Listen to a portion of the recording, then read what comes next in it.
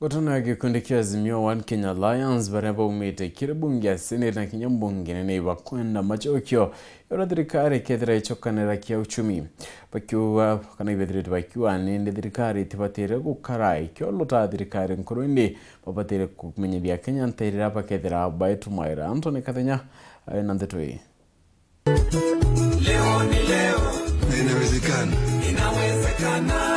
Kagita kala thingatiba ngwatanĩro ya Azimio la Umoja One Kenya Alliance betelele mwelekela wa mũtongoria wa ngwatanĩro ĩno Raila Odinga muthenyaro nyuma ya ntuku 14 ile anenkanĩte kiri thirikari kuthira muthenya umndi abunge na maseneta ba ngwatanĩro ĩno ni barutite mugambo wa mbele bakialilia ndiki banteto bisini jake makia ODM muthenya umndi atongere baba ni bamenete thirikari ya Rais William Ruto ni kwa kwelethia njira ile benajo ja kugarura uchumi.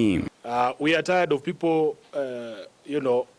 over-articulating the problem. As we have said, we have seen previous governments that arrived that were prepared on day one to tackle the problems of Kenyans.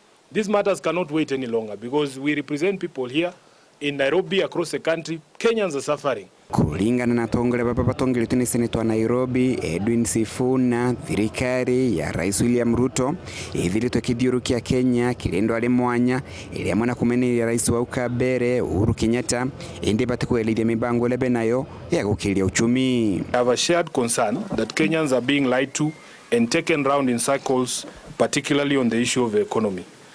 All they want to know is a plan, and every time we are told 6 months, 1 year, and the goalpost keeps shifting. Kulingana na bunge baba rais wa ukabere Moi Kibaki akujukio tongolia mwaka wa 2020 atatinda kulaithiri maitia mathirikari ya ukabere indi athile na mbele na jiko ja kugarura uchumi na kile kagita gatari kanene Kenya bali bona matunda. To improve equity and reduce poverty, NARC unveiled a program focused on universal free primary education, improved access to basic health, expanded productive capacity in agriculture, and the development of the then overlooked arid and semi-arid areas of the country. There is no doubt the economy is in bad shape, but there is also no doubt that it is not worse than what the Rainbow Coalition inherited in 2002 and turned around in a matter of months. Atongere babalune balutia Rais William Ruto na thirikari ya kweumelia na kwelithia mibango lebe nayo ya gukiria uchumi akethira tiogu bakathithia maandamano mpaka obisini ja thirikari kule bile bibi.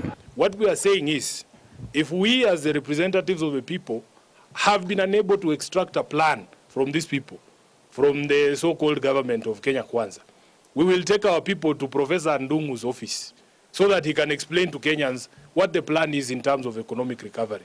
Where need be, we will take it ourselves to government offices if that can help us get coherent and believable answers on the matter of the economy, which we can then share with the citizens of Kenya. There are various programs that are going to be announced by the coalition.